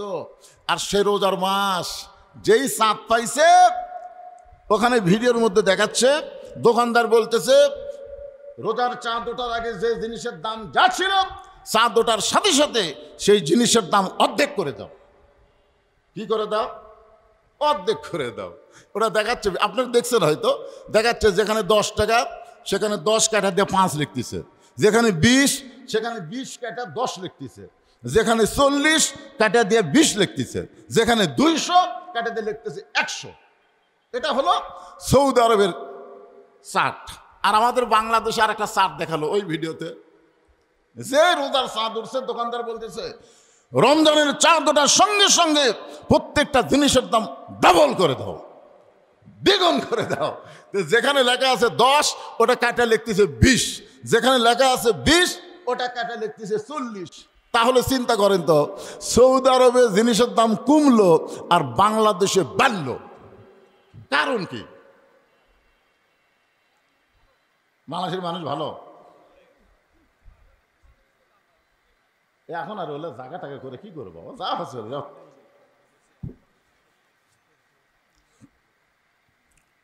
মানে এই ছেলেরা যতটুকু জায়গা করছে তার দ্বিগুণ হচ্ছে মানুষ, মহিলা আরো বেশি। কি বিপদ হয়ে গেছে। আমি তো মহিলাদের এখনো কোনো ওয়াজই শুরু করিনি। মহিলাদের ওয়াজ করবো তো অবশ্যই, কারণ মায়েরা জানে যে এমন একটা বক্তা, এই বক্তা খালি এক পক্ষে ওয়াজ করে না, সব পক্ষেরই থাকে। আমার মা বোনদের জন্য ওয়াজ আছে না নাই? যেরকম আছে না না? আরে আপনাদের এলাকায়, আমার এলাকায় যখন ওই যে মুয়াজ্জিন শেষ রাত্রে ভাত আন্দার জন্য ডাকে না, আপনাকে এলাকায় ডাকে নাকি? আমার এলাকায় ডাকে। মা বোনেরা এখন রাত এত। আমি একদিন মুয়াজ্জিনকে বললাম, কে ভাই তুমি সারা জীবন খালি মা বোনক ডাকো, বাপ ভাইরা এদেরকে ডাকো না কেন? তখন বলতেছে হুজুর বাপ ভাইয়ের ডাকা লাভ হবি, তাই বাপ ভাইরা তো উঠবে না, মা বোনেরা উঠে সেহরি পাক করবে। আমার মা বোনেরা খুব কষ্ট করে সেহরি পাক করে না? করার পরে যখন সময় হয়ে গেছে তখন স্বামী যখন ডাক দেয়, কে গো সময় শেষ হয়ে যাচ্ছে, এখন উঠে খাওয়া দাওয়া করেন, তখন স্বামীরা খুব খুশি হয়। কোন স্বামীরা খুব খুশি, এমন একটা শরীর সারা মারে, এইরকম করে মারে, বউ যদি কাছে থেকে লাখ ফাটে দেবি। তোর কোন কথা ঠিক কি না? আমার সেই মা বোনেরা এত কষ্ট করে সেহরি পাক করে, এত কষ্ট করে ইফতারি তৈরি করে আমাদের সামনে দেয়। সে মা বোনদের জন্য ওয়াজ আছে না নাই? অবশ্যই করব। মা আপনি একটু ধৈর্য নিয়ে বসেন। আলহামদুলিল্লাহ আমি এই তাকওয়ার উপরে কিছু কথা বলি, আমার মা বোনদের দিকে চলে যাবো ইনশাআল্লাহ। যে সৌদি আরবে জিনিসপত্রের দাম কমে গেল আর বাংলাদেশে বেড়ে গেল। আপনারা বলেন তো, সৌদি আরবের মুসলমান, বাংলাদেশের মুসলমান, তারাও মুসলমান আমরাও মুসলমান, কিন্তু তারা মুত্তাকি হলো, কিন্তু আমরা মুত্তাকি হওয়ার পারলাম না। এখান থেকে বোঝা গেল মুত্তাকি হতে গেলে, আল্লাহর ভয় কলিজার মধ্যে সব সময় রাখতে গেলে ওয়াজ দেওয়া হবে না। যে কোরআন নাজিলের মাস পাইছি, এই কোরআনকে নিয়ে আমাদের কোরআন বিজয়ের আন্দোলন করা লাগবে। জোরে কোন ঠিক কি না? কারণ সৌদি আরবে আইন চলতেছে কার? জোরে বলেন কার? পুরাপুরি না চললেও কিছুটা যে আল্লাহর কোরআনে আইন চলতেছে, এই ব্যাপারে কোনো সন্দেহ। আজকে আপনারা দেখেন, আজকে যেই কথা বলতেছিলাম, হাক্ক তুকাতিহি, শুধু ভয় করলে হবে না, আমরা ভয় করি আল্লাহকে। এই রমজান মাসে ইফতার না করা পর্যন্ত আমরা কোনো কিছু খাইও না, কোনো কিছু পানও করি না, বিশ্বাস করি কেউ না দেখলেও আল্লাহ দেখতেছে। তার মানে বোঝা গেল আত্তাকুল্লাহ, আল্লাহর ভয় আমাদের রোজার মাধ্যমে অর্জিত হয়। কিন্তু হাক্ক তুকাতিহি, এইটা শুধু রমজান মাসে ভয় করলে হবে না, এই ভয়টা সব সময় যদি অন্তরে ধারণ করতে চায় তাহলে 12 মাস তার রোজা হবে না, 11 মাস পরে 1 মাস হলো রোজা। জোরে কোন ঠিক কিনা? এখন এই রমজান মাস হলো কিসের মাস? এটা আমার ভাই খুতবার মধ্যে বলেছে, আমি সব শুনছি, যে এই রমজান মাসে মিথ্যা কথা কি বলা চলবে না, বাদ দেওয়া লাগবে। সুদ খাওয়া, ঘুষ খাওয়া, আপনারা মনে করেন গলার মধ্যে পানি গেল ওয়া ওয়া করতেছেন, ওই লোকটা আবার সুদও খায়, তাহলে হবে? তাহলে পানি খাওয়া বাদ দিলেন, খাওয়া দাওয়া বাদ দিলেন, সুদ খাওয়া, ঘুষ খাওয়া এগুলো তো রাখলে হবে না, সব খাওয়াই বাদ দেওয়া লাগবে। ঠিক কিনা বলেন? রমজান মাসে আপনি বাদ দিলেন, ট্রেনিংয়ের মাস পাইলেন, আত্মাকুল্লাহ ডিগ্রি অর্জিত হলো, কিন্তু আল্লাহ শুধু যদি বলতেন আত্মাকুল্লাহ আত্মাকুল্লাহ, তারপরে যদি আল্লাহ বলতেন লা তামুতুন্না ইল্লা ওয়া আনতুম মুসলিমুন, মুসলমান না হয়ে তোমরা মরিও না, এ আত্তাকুল্লাহ বলার পরে তো আল্লাহ বলেন, আল্লাহ বলেছেন হাক্কা তুকাতিহি। বলেন তো হাক্কা তুকাতিহি এইটা কোনো এক সময়ের জন্য না। আত্তাকুল্লাহ বুড়ি হচ্ছে, মেয়ে মানুষটা বুড়ি হচ্ছে, আত্তাকুল্লাহ ভিতরে ভয় ঢুকছে, বুড়ি বোরকা পরা যায়, বুড়ি একটা বুড়ি বোরকা পরছে। আপনারা বলেন তো একটা বুড়ি মানুষের দিকে একটা বুড়া তাকায়, একটা বুড়াও কিন্তু একটা যুবতীর দিকে তাকায়, কিন্তু বুড়ি আত্তাকুল্লাহ ভিতরে এমন একটা ভয় ঢুকছে, মরা লাগবে ভাই, মরা লাগবে ভাই, পর্দা ছাড়া উপায় নাই। সারা জীবন ঘুষের চাকরি করছে, চাকরি যখন চলে গেছে বুঝলেন আত্তাকুল্লাহ, চাকরি যখন শেষ তখন ওর ভিতরে আল্লাহর ভয় ঢুকছে, তওবা করতেছে, আল্লাহ আমি আর জীবনে ঘুষ খাবো না, আল্লাহ আমি আর জীবনে ঘুষ খাবো না। আপনারা বলেন তোর চাকরি আছে, কথা কোন ওর চাকরি আছে, চাকরি যখন চলে গেছে তখন বলতেছে আল্লাহ আর আমি ঘুষ খাবো না। যখন বুড়ি হয়েছে তখন বোরকা পড়ছে, চাকরি চলে গেছে, ঘুষ খাবি না। বুড়া হচ্ছে, বুড়া হচ্ছে, জোয়ানকালে চুরি টুরি সবই করছে, এখন বুড়া হয়ে বলতেছে আল্লাহ চুরি ডাকাতি বাদ দিলাম, তওবা করতেছে, আল্লাহ আর জীবনে চুরি ডাকাতি করবো না। আল্লাহ তোমার ভয় ছাড়া আমার অন্তর আর ভয় নাই। দুই কান্দে দুই ফেরেশতা কয় আল্লাহ এ তো পুরা শয়তান, যৌবনকালে চুরি করছে, বুড়া বয়সার শরীর পাটতেছে না, এখন তওবা করতেছে। কি বুঝতেছেন? আত্তাকুল্লাহ মানে আল্লাহর ভয়। এই ভয়টা মাঝে মধ্যে সব সময় যদি রাখতে চান, হাক্কা তুকাতিহি, এই ভয়টা যদি সব সময় রাখতে চান, তাহলে বর্তমানে বাংলাদেশে যে পরিবেশ আছে এই পরিবেশে হবে না, পরিবেশ পাল্টান লাগবে। জোরে কোন কথা ঠিক কিনা? পরিবেশ পাল্টান লাগবে। যেই পরিবেশে সবসময় আল্লাহর ভয় থাকবে সেটা কেমন পরিবেশ? সেই পরিবেশটা কেমন একটা দৃষ্টান্ত দেই, তাহলে বুঝতে পারবেন। যেই মানুষটা পৃথিবীর সবচাইতে বড় মাস্তান ছিল, আল্লাহ নবীকে হত্যা করার জন্য নাঙ্গা তরবারি রওনা হয়েছিল, ওই মানুষটা এক সময় পৃথিবীর সবচাইতে ভালো মানুষ হয়ে গেল। এ ভালো মানুষটা হওয়ার পিছনে একটাই মাত্র কারণ, আল্লাহর কোরআন। জোরে কোন সুবহানাল্লাহ। এই মানুষটা এক সময় এই কোরআনের ওসিলায়, এই যে কোরআনের ওয়াজ শুনতেছেন, রমজান মাসে কোরআন নাজিরের মাস, এই কোরআনের ওসিলায় আল্লাহ তাআলা তাকে বাংলাদেশের মতন ৯৬টা, বাংলাদেশের মতন কয়টা? ৯৬টা দেশের খলিফা বানাই দিলেন। আমাদের বাংলাদেশের একটা সামান্য না, এরকম ৯৬টা দেশের তিনি খলিফা হয়ে গেলেন। তাকুল্লাহ হাক্কা তুকাতিহি। দেখেন হাক্কা তুকাতিহি শব্দটা ব্যাখ্যা করতে গিয়ে বলতেছি, উনি এক সময় জুমার খুতবা দিচ্ছেন, আমার ভাই যেরকম আজকে খুতবা দিল ফেরদৌস ভাই, উনি যখন জুমার খুতবা দিচ্ছেন, এমন সময় মাঝখান থেকে এক মুসল্লি দাঁড়িয়ে বলতেছে, ইয়া আমির আল মুমিনিন, আপনার খুতবা শুনবো না। আমাকে একটা এমপি যদি ভাষণ দেয় আর একজন লোক যদি মাঝখান থেকে বলে, এমপি সাহেব আপনার ভাষণ আমরা শুনবো না, আপনি বলেন তো কি জন্য শুনবা না? এ কথা এমপি বলবি? এমপি বলার আগে ওর চামচারে আজ থেকে যাই হোক ধরবি। আমরা অতীতে দেখছি তো, সামনেও আবার দেখবো, সামনেও আবার দেখবো, নাকি আবার দেখবেন?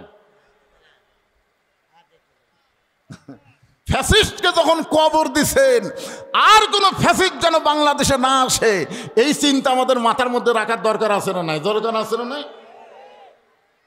ওমর ফারুক চোখের পানি বের করলেন, মুখটা মুচকি মুচকি হাসতেছেন, চোখ দিয়ে পানি পড়তেছে, মুখটা হাসতেছে আর বলতেছে, ভাইজান আমার খুতবা শুনবা না? আমার অপরাধ কি? বলে আপনার অপরাধ হলো আমাদেরকে খাটো পাঞ্জাবি দিয়ে আপনি লম্বা জুব্বা পরে খুতবা দিচ্ছেন, আমাদেরকে খাটো পাঞ্জাবি দিবেন আর আপনি লম্বা জুব্বা কেমনে পাইলেন, এটা যতক্ষণ না বলবেন ততক্ষণ আপনার খুতবা আমরা শুনবো না। আত্তাকুল্লাহ হাক্কা তুকাতিহি, আল্লাহর ভয়। ওমর ফারুকের মুখটা হাসতেছে আর চোখটা পানি পড়তেছে। হাসার কারণ হলো, যতদিন পর্যন্ত লোকমা দেওয়ার মানুষ থাকবে ততক্ষণ পর্যন্ত নেতারা হাক্কা তুকাতিহি অর্জিত হলে ইচ্ছা মতো চলতে পারবে না। আজকে মসজিদের মধ্যে লোকমা আছে, মসজিদের মধ্যে লোকমা আছে না নাই? কতক্ষণ আছে না নাই?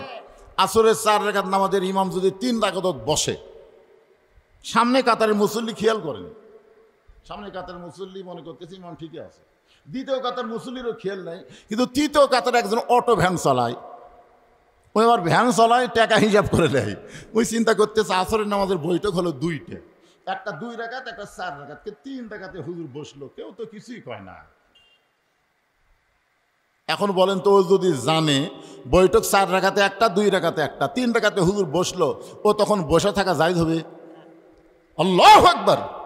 যে আল্লাহু আকবার লোকমা দিছে, ইমাম মনে মনে বলতেছে যতই লোকমা দে আমি ডবল টাইটেল পাস, দাওরা পাস, 41 সালের আগে আমি উঠবো না।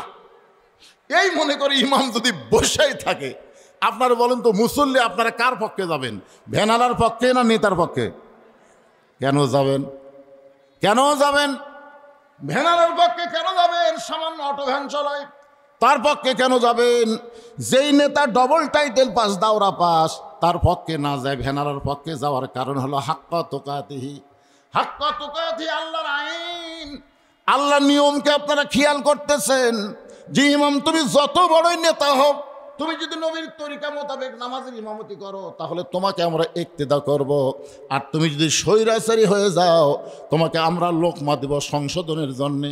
লোকমা গ্রহণ করার পরেও তুমি যদি সংশোধন না হইয়া বিনা ভোটে 41 সাল পর্যন্ত থাকতে চাও তাহলে তোমাকে আমরা পরিবর্তন করব।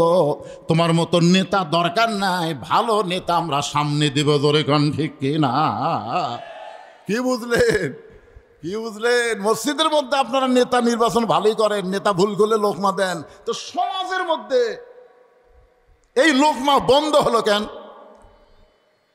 সমাজের মধ্যে ও লোকমা যদি চালু থাকে, ওমর ফারুক চোখের পানি বের করে কাঁদতেছে আর মুখটা হাসার কারণ হলো এ লোকমা যতদিন চালু থাকবে ততদিন হাক্কা তুকাতিহি আল্লাহর ভয় শুধু সাধারণ মানুষের মধ্যে থাকবে না, আল্লাহর ভয় নেতাদের অন্তরেও থাকবে। জোরে কোন ঠিক কি না?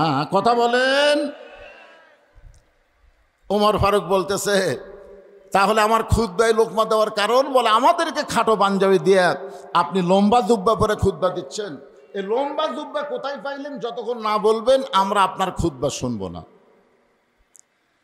সঙ্গে সঙ্গে আব্দুল্লাহ ইবনে ওমর ফারুকের সন্তান বাবার পাশে দাঁড়ায় বলতেছে, রে নবীর সাহাবীরা, আমার বাবার লম্বা জুব্বা দেখে তোমরা লোকমা দিলা, আমার বাবার জুব্বা লম্বা দেখে তোমরা লোকমা দিলে, কিন্তু তোমরা লক্ষ্য করে দেখো আমার পরনে কোনো নতুন কাপড় নাই। আজকে খাটো পাঞ্জাবি হলেও তো তোমরা নতুন কাপড় পরে নামাজ পড়তে আইছো, কিন্তু আমার পরনে দেখো নতুন কোনো কাপড় নাই। ওসমান গনি বলে, আব্দুল্লাহ সবাই নতুন কাপড় পরলো, তুমি কেন পরলা না? আব্দুল্লাহ বলতেছে, আমি যদি নতুন কাপড় পরতাম তাহলে আমার বাবার জুব্বা লম্বা হতো না। আমার বাবার জুব্বা লম্বা হওয়ার পিছনে কারণ হলো আমার কাপড়টুকু আমার বাবাকে দান করার কারণে বাবার কাপড় আমার কাপড় একত্র করে বাবা লম্বা জুব্বা বানায় খুতবা দেয়। এখন বলো খুতবা শোনা যায় কি না যায়?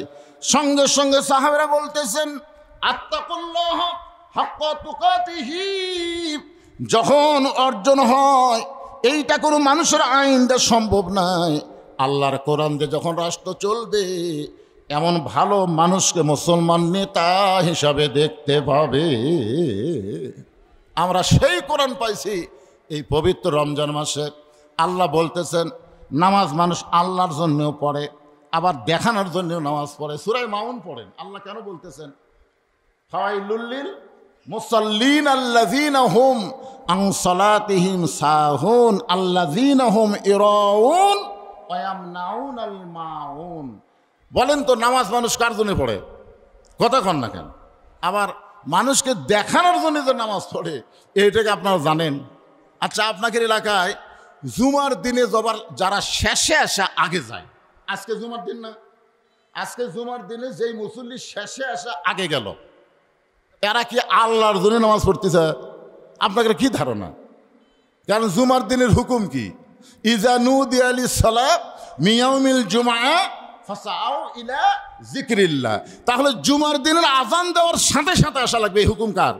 কথা কন না কেন? হুকুম কার? তা আত্তাকুল্লাহ মানে কি? হুকুম মানবো কার? আল্লাহর। তাহলে জুমার দিনে আসলো আবার শেষে, যা গেল আবার আগে। এরা কি আল্লাহর জন্য নামাজ পড়তেছে না মানুষকে দেখানোর জন্যে? মানুষকে দেখাচ্ছে 7 দিন পর আমরা হাজরা দিই রে, 7 দিন পর আমরাও হাজরা দিই। পুরানা স্যান্ডেল পাওয়ার দিয়ে আসবে, শেষে যাওয়ার সময় নতুন পাওয়ার দিয়ে যাবে। ধরা পড়লে বলবে বদল হচ্ছে ভাই, বদল হচ্ছে কে?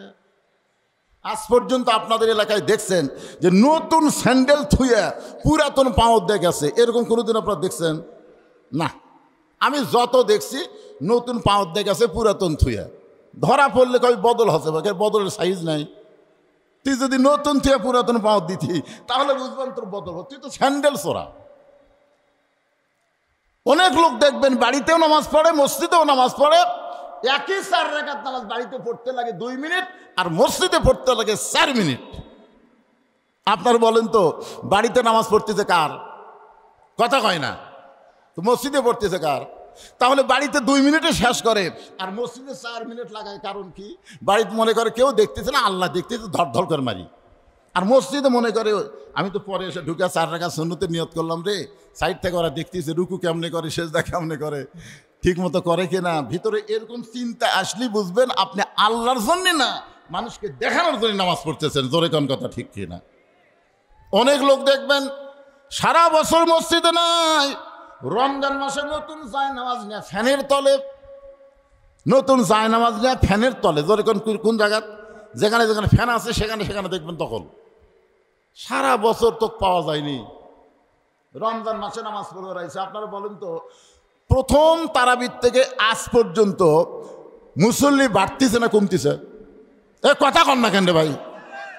তাহলে প্রথম যারা আসলো, এখন যারা আসতেছে না, এরা আল্লাহর জন্য আসে নাই, এরা মানুষকে দেখানোর জন্য আসছে। ধরে কোন কথা ঠিক কিনা? হ্যাঁ, কি বুঝতেছেন? নামাজ মানুষ আল্লাহর জন্য পড়ে, মানুষকে দেখানোর জন্য পড়ে। তাহলে কি বোঝা গেল? নামাজ আল্লাহর জন্য পড়ে, মানুষকে দেখানোর জন্য পড়ে। হজ মানুষ আল্লাহর জন্য করে, আবার মানুষকে দেখানোর জন্য হজ করে। আপনারা দেখবেন কোনো মানুষ হজ করে আসার পরে তাকে যদি আলহাজ শব্দ না বলা হয় মনে মনে রাগ করে। করে কি করে না? মনে মনে রাগ না। আমার মাদ্রাসার একটা দাওয়াতপত্র এক হাজির সাহেবের কাছে পাঠানো হয়েছে, খালি আলহাজ শব্দটা লেখা হয়নি। সবই ঠিক আছে, মোহাম্মদ উমুক উমুক লেখা ঠিক আছে, খালি আলহাজ লেখা হয়নি। সিটি দেওয়া মাত্রই ওপর পোড়াই ছিঁড়ে দিচ্ছে। বলতে চাচা ছিলেন, ফিরে এত লাখ টাকা দিয়ে হজ করছি, আমার নামের আগে আলহাজ কোথায়? তাহলে হজ মানুষ কার জন্য করছে? আল্লাহর জন্য করছে। আবার মানুষকে দেখানোর জন্য কিন্তু হজ। দেখবেন যে লোকটা হজ করে আইছে কেউ শুনবার চায় না আপনি কবে হজ করছেন, কিন্তু একলা একলা চাষটলে বসে গল্প করতেছে। এইবারে পাথর মারবার যাইয়া যা পিড়ে পিড়ি ভাই, মানে একলা একলা গল্প করতেছে। আয় হায় আরাফার ময়দানে সেই রোদ, মানে মানুষকে শোনাচ্ছে যে আমি হজ করে যাচ্ছি। তার মানে বোঝা গেল হজ মানুষ আল্লাহর জন্য করে, আল্লাহর হুকুম পালন করার জন্য করে, আবার মানুষকে দেখানোর জন্য হজ করে। জাকাত মানুষ আল্লাহর জন্য দেয়, আবার মানুষকে দেখানোর জন্য কিন্তু জাকাত দেয়। যাদের উপর জাকাত ফরজ হয়েছে তারা আল্লাহর জন্য জাকাত দেওয়া লাগবে না? এ কথা কোন লাগবে কি লাগবে না? কিন্তু মানুষকে দেখানোর জন্য দেয়। রমজান মাসে জাকাত দেয়, আমাদের বাংলাদেশে একটা নিয়ম, সারা বছর না দিলেও রমজান মাসে দেয়, সব বেশি হওয়ার কারণে। এখন গরিব মানুষেরা তার বাড়ি যাচ্ছে, চাচা জাকাত, কই 23শে রমজান, এত আগে আসলে কেন? 23শে রমজান দেব। যাই আসে তাকে বলে 23শে রমজান, 23শে রমজান। যত লোক সবাইকে বলছে 23শে রমজান দেব। আচ্ছা আপনার বলেন তো, এই যে রমজান মাসে জাকাত দিবে শতকরা 2.5 টাকা, তার জন্য 23শে রমজান নির্ধারণ করার দরকার আছে? আর গরিব মানুষ তার বাড়িতে আসবে কেন? সেই তো গরিবের বাড়ি বাড়ি যাবে। জোরে করে কথা ঠিক কিনা? কিন্তু গরিবই বাধ্য হয়ে তার বাড়িতে আসলো, জাকাতের টাকা না দিয়ে ফিরে দিয়ে 23শে রমজান। 23শে রমজান বলার কারণ হলো ওই আল্লাহর জন্য জাকাত দিচ্ছে। আপনারা একটু চিন্তা করে দেখেন তো, 23শে রমজান সবাই যখন আসলো তখন ছেলেকে বলতেছে, জামাইকে বলতেছে ভিডিও করো, ভিডিও করে ফেসবুকে ছেড়ে দাও যে আমি আজকে এত টাকা জাকাত দিলাম। তাহলে জাকাত আল্লাহর জন্য হুকুম পালন করতেছে, আবার মানুষকে দেখানোর জন্য মানুষ জাকাত দেয়। কিন্তু শুধুমাত্র রমজানের রোজা আল্লাহ কেন বললেন লাআল্লাকুম তাত্তাকুন? আশা করা যায় রোজার মাধ্যমে তোমরা মুত্তাকি হবে। এই যে রমজান মাসেরও 16 ঘন্টা না খেয়ে থাকা, 16 ঘন্টা পানি পান না করে থাকা, আপনার বলেন তো মানুষকে দেখানোর জন্য কোনো পাগল কি রোজা রাখে? মানুষকে দেখানোর জন্য আপনি রোজা আছেন? আচ্ছা, এখন না হয় আপনি মানুষের সামনে কোনো কিছু খেলেন না। এই রমজান মাসে আমাদের প্রধান উপদেষ্টা না, স্বরাষ্ট্র উপদেষ্টা শুধু বলেছে প্রকাশ্যে ধূমপান রমজান মাসে পবিত্র রক্ষা করার জন্য প্রকাশ্যে ধূমপান না করাই ভালো। এই কথা নাকি কোনো এক মেয়ে মানুষ করলো, আর সে মেয়েটা এত গরম হলো যে রমজান মাসে রাস্তায় প্রকাশ্যে ধূমপান করতেছে আর স্বরাষ্ট্র উপদেষ্টার পদত্যাগ দাবি করতেছে। জোরে কান কথা ঠিক কি কথা কন না কেন ভাই রে? হায় হায়, কি একটা রমজান মাস পেলাম। আমরা অনেক সময় বলি যে সাথে সাথে অ্যাকশন না নিয়ে এই ইউনুস দেরি করে কেন? আমাকে একজন বলে হুজুর ইউনুস দেরি করে কেন? আমি বললাম আরে বুড়া মানুষের কাজ তাড়াতাড়ি হয় না তো। বুড়া মানুষের কাজ সব অ্যাকুরেট হয়, কিন্তু একটু ধীর গতিতে হয়। আপনার বলেন তো যুবকেরা যে তড়িৎ করে কাজ করে এ কাজের মধ্যে ভুল আছে, জোরে কোন ঠিক কিনা? আর মুরব্বীরা যে কাজ করে এ কাজ ভুল আছে, চিন্তা ভাবনা করে পড়ে। আমি দেখছি আজ পর্যন্ত প্রায় 3 বছর হয়ে 4 বছর তদন্ত করে দেখতেছি বাংলাদেশের কোনো রাস্তায় কোনো বুড়া মানুষ অ্যাক্সিডেন্ট হয়ে মরেনি। বুড়া মানুষ এমনি মরছে, কিন্তু অ্যাক্সিডেন্ট হয়ে কোনো বুড়া মরেনি। না মরার কারণ কি জানেন? যদি কোনো বুড়া পার হওয়ার না পারে তখন বলে ভাই ভাই আমি পার হওয়ার পারতেছি না, রাস্তা একটু পার করে দাও, এদিকে তাকাই এদিক তাকাই এদিক তাকাই খাড়া হয়। আর জুয়ানেরা তাকায় না, খালি একদিকে তাকাই এদিক থেকে আসতেছে, ওদিকে খেয়াল নেই, এদিকে তাকা পার হচ্ছে, তলে পড়ে মরছে। ডক্টর ইউনুস কাজ করতেছে সবই, কিন্তু একটু ধীর গতিতে হচ্ছে। আপনারা জানেন স্বৈরাচার হাসিনা যে অর্থনীতিকে পঙ্গু করে বাংলাদেশ থেকে পলায় গেল, ওই জায়গায় কোনো সরকার যদি ভোট পায় ক্ষমতায় যাইতো 6 মাস তারা টিকতে পারত না। আন্তর্জাতিক চাপে মানুষের ভিতরে এমন একটা বিদ্রোহ জ্বলে উঠতো, 6 মাসের মধ্যে তাকে পদত্যাগ করা লাগতো। জোরে কোন কথা ঠিক কথা বলেন? বুঝবার পারতেছেন না? আজকে যারা তাড়াতাড়ি ক্ষমতা নেওয়ার চিন্তা করতেছেন ভাই, বুঝবার পারতেছেন না যে দেশটা কোন জায়গাতে রেখে গেছে। তলাবিহীন ঝুড়ি বানায় রাখছে। জোরে কোন কথা ঠিক কিনা? ইউনুসের ক্ষমতার লোভ নাই। অনেকে মনে করতেছে ইউনুস হয়তো ক্ষমতার লোভে আছে, না, ইউনুস চাচ্ছে দেশটাকে একটা সুন্দরভাবে গোছায় দিয়ে একটা ভোটার সরকারের হাতে দিয়ে দিবে, একটা নিরপেক্ষ ভোট হবে, এরকম একটা অবস্থায় দিবে। খালি বলে তাড়াতাড়ি। তাড়াতাড়ি কেমন হবে? দেখেন প্রত্যেকটা কাজ হচ্ছে কি হচ্ছে না। ভারত যে পেঁচাল শুরু করছিল এখন সে পেঁচাল আছে? কথা কন না? আমরা তো প্রতিদিন খবর দেখি, প্রতিদিন তো ফেসবুকে খবর দেখি যে ভারতের মুখ বন্ধ করলো কে? বিএনপি। তারপর অন্য দল তো ভারতের সাথে লিয়াজু করে ক্ষমতা চাচ্ছে, আর ইউনুস করছে ভারত মুক্ত বাংলাদেশ গড়াতে হবে। যেই ভারত বলল আমরা পেঁয়াজ বন্ধ করে দিলে রমজান মাসে 1000 টাকা কেজি পেঁয়াজ খাওয়া লাগবে। আপনারা বলেন তো এত 10 বছর ভারত থেকে পেঁয়াজ পেয়ে রমজানে আমরা 200 করে খাচ্ছি। জোরে কোন কথা ঠিক কিনা? এবার শালা ভারত বন্ধ করে দিছে, পেঁয়াজের দাম কত? কে? মুসলমান কোন ভারতের দিকে তাকাবে না, মুসলমান আমেরিকার দিকে তাকাবে না। ওমা মিন দাব্বাতিন ফিল আরদি ইল্লা আলাল্লাহি রিজকুহা। আল্লাহ আমাদের রিজিকের ব্যবস্থা করবে। জোরে কোন কথা ঠিক কি না? কি এই জন্যে বেশি লাফালাফি করা লাগবে না, সব ঠিক হবে। প্রকাশ্যে ধূমপান করছো, কালকে ওরই বিরুদ্ধে আর এক দল মেয়া মিছিল বার করছে। জোরে কোন কথা ঠিক। ইউনুস কিছু করা লাগবে, ওরা ওরই চুল ছেঁড়াছড়ি করবে, জাগা মতো মার হবে। কি বিরক্ত হচ্ছে? আমি হাক্কা তুকাত এর উপরে বলতে গিয়ে লাআল্লাকুম তাত্তাকুন নিয়ে কথা বলতেছি। তার মানে নামাজ আল্লাহর জন্যও মানুষ পড়ে, মানুষকে দেখানোর জন্য নামাজ পড়ে। হজ মানুষ আল্লাহর জন্য করে, মানুষকে দেখানোর জন্য করে। যাকাত মানুষ আল্লাহর জন্য দেয়, আবার মানুষকে দেখানোর জন্য যাকাত দেয়। কিন্তু রমজান মাসের এই 16 ঘন্টা রোজা কোনো পাগলও নাই মানুষকে দেখানোর জন্য রোজা রাখে, বরং আল্লাহর ভয়ই সে রোজা রাখে। জোরে কোন ঠিক কি না? এই জন্যই বলা হয়েছে আশা করা যায় এই রোজার দ্বারা, সিয়াম সাধনার দ্বারা তোমরা মুত্তাকি হতে পারবে। আল্লাহ তাআলা আমাদের সবাইকে মুত্তাকি হিসাবে কবুল করুন। সকলে বলে আল্লাহুম্মা আমিন। এখন সামান্য কিছু আমার মা বোনদের জন্য কথা বলা লাগবে। আপনি কি বিরক্ত হচ্ছেন? শোনেন, কারণ মাগুলো যদি ভালো না হয়, আপনি যতই চেষ্টা করেন ভালো হয়ে থাকতে পারবেন না। আপনার বলেন তো, এই যে পীরগঞ্জের একজন মরদ মানুষ, নাম হলো ডক্টর ওয়াজেদ। ডক্টর ওয়াজেদ নাম শুনছেন? কথা কয় না। ওনার বাড়ি হলো পীরগঞ্জে। উনি একবার জাফরুল ইসলামের কাছে চাকরির জন্য গেছিল, গণস্বাস্থ্যের জাফরুল ইসলাম তার কাছে চাকরির জন্য গেছে। যা বলতেছে, ভাই খুব কষ্টে আছি, আমাকে একটা চাকরির ব্যবস্থা করো। তখন জাফরুল ইসলাম মুচকি মুচকি হাসার বলে, তোমার বউ হচ্ছে বাংলাদেশের প্রধানমন্ত্রী, আর তুমি প্রধানমন্ত্রীর বউ হয়ে চাকরি খুঁজবার। আচ্ছা, তখন ওয়াজেদ সাহেব কান্দে আর কয়, ভাই এর মতন বউ যেন কারো ঘরত না যায়। দেখেন, একটা প্রধানমন্ত্রী তারপরে বলতেছে এর মতন বউ যেন কারো ঘরত না যায়।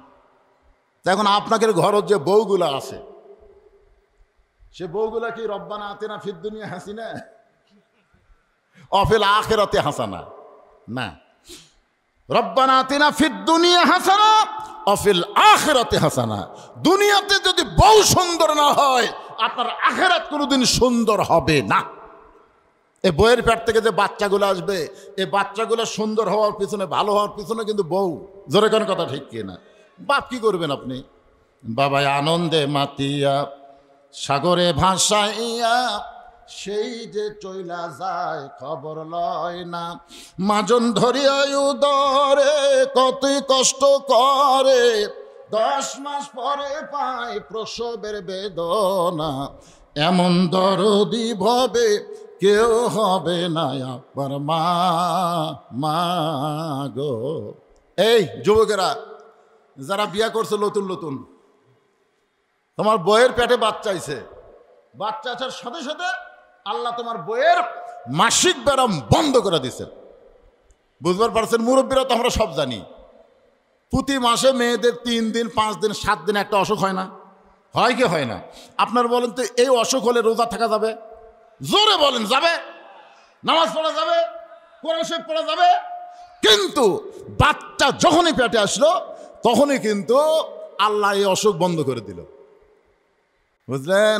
পেটে বাচ্চা আসার সাথে অসুখ বন্ধ হওয়ার কারণ হলো, পেটে বাচ্চা থাকা অবস্থায় মার যেন ইবাদতের কোনো কমতি না হয়, কারণ মায়ের ইবাদতের সাথে পেটের বাচ্চার আল্লাহ একটা সম্পর্ক করে দেয়। জোরে কান সুবহানাল্লাহ। হ্যাঁ, এখন আপনারা বলেন যে আমরা যারা উপরে বসে আছি, যে কয়জন, এরাও সব কয়টাই, আমাদের মধ্যে একটা সন্তানও আমরা সিজার করা না। কথা কন না কেন? আমরা যে কয়টা আছি, আমাকে মাও কি সিজার করছে? তা আমরা কি ভালো নাই? আমি যুবকদের বলতেছি, তোমাদের বইয়ের পেটে যদি বাচ্চা আসে, সিজার শব্দ মুখ টানার সাথে সাথে তুমি 3 বার নাউজুবিল্লাহ পড়বা, আর 4 বার সুবহানাল্লাহ পড়ার কপালতে একটা চুমা খাবা। চুমা খেয়ে বলবা সিজার করা চলবে না, সিজার করা চলবে না। আল্লাহ পেটে বাচ্চা দিছে, নর্মালি বাচ্চা হবে। আমি নর্মালে হয়েছি, তুমিও নর্মালে হয়েছো, তোমার বাপ নর্মালে, তোমার মাও নর্মালে, আমার মা নর্মালে, আমার বাপ নর্মালে, আমরা সব ভাই নর্মালে, সব বোন নর্মালে হয়েছি। সিজার করে একটা কথা যদি আপনার বউকে বুঝাবার পারেন, কোনো মতে নর্মালি যদি আপনার বাচ্চা হয়, দেখবেন ওই বাচ্চার উপরে তেমন ওয়াজ করা লাগবে না, জন্মসূত্রে ভালো হয়ে জন্ম নিবি। জোরে কোন কথা ঠিক কিনা? হ্যাঁ, আমার কাছে হুজুর দোয়া দেন তো। কিসের দোয়া? তাই খালি কান্দে। দোয়া পড়ে দিলাম, কান্না থামে না। তাই না হুজুর, দোয়াতে হবে না, পানি পড়া দেন। আয়াতুল কুরসি পড়া, সূরা ফাতিহা পড়ে পানি পড়া দিলাম, আরো কান্দে। আচ্ছা, বলতে যে হুজুর এলা দোয়া দরুদ আর কান্না থামবি না। আমি কইলাম, মা তুমি সত্যি করে বলো তো, দোয়া দরুদ যখন তোমার বাচ্চার উপর খাটতেছে, তোমার বাচ্চা কি নর্মালি না সিজার? তখন কয় হুজুর সিজার করা হবি না, সিজার করা বাচ্চা দোয়া দরুদ দিয়ে কান্না থামান যাবি না। আপনার বলুন তো কেন যাবি না? কারণ ওই জন্মের আগেই জন্ম নিছে। ওর জন্ম হতো 2 দিন পরে নর্মালে, কিন্তু টেকা খাওয়ার জন্য ডাক্তার বলছে পানি শুকে গেছে, বেঁকা হয়ে আছে, কাটা ছাড়া বুদ্ধি নেই। সারা ডাক্তার আর টেকা কামের জন্য এই কাম করছে। ধরে কোন কথা ঠিক কিনা?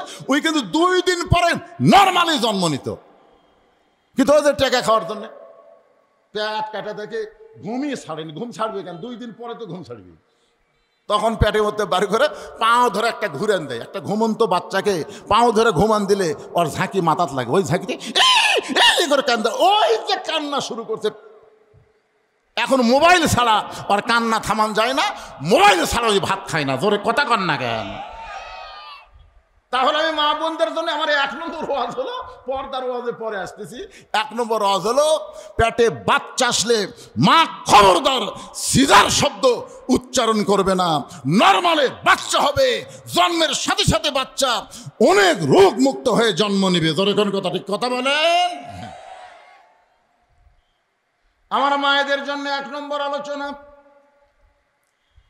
আল্লাহ নবীর মেয়ে ফাতেমার কাছে নবী বলতেছেন, ফাতেমা তোমার কি কখনো মনে হয় তোমার বাবা বিশ্ব নবী বলে আল্লাহ তোমাকে জান্নাত দিবে? তোমার বাবা বিশ্ব নবী বলে আল্লাহ তোমাকে জান্নাত দিবে, এই কথা কি কখনো তোমার মনে হয়? ফাতেমা বলতেছেন, ইমামুল আম্বিয়া ইমামুল মুরসালিন, আমার বাবা সমস্ত নবীদের ইমাম, সমস্ত নবীদের সর্দার, এমন একজন নবীর মেয়ে হওয়ার কারণে আল্লাহ হয়তো আমাকে তার বাবার ওসিলায় জান্নাত দিবার পারে। সঙ্গে সঙ্গে রাসূল বললেন, মা এরকম চিন্তা যদি কোনো সময় করে থাকো তাহলে তুমি ভুল চিন্তা করেছ মা।